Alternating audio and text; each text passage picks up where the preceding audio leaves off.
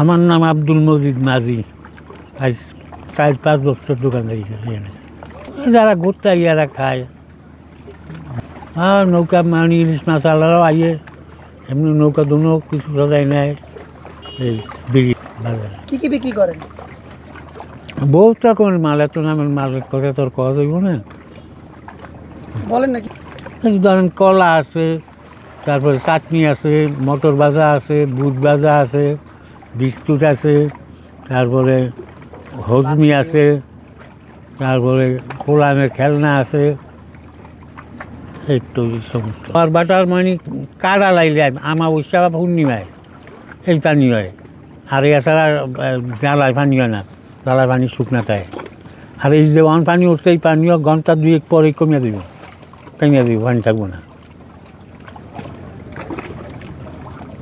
Customer কেমন আসে? মোটামুটি আসে, শুক্রবার দিনটু ভালো হয়। আর এছাড়া মনে করেন তো অল্প কিছু কাস্টমার ভয় নেই।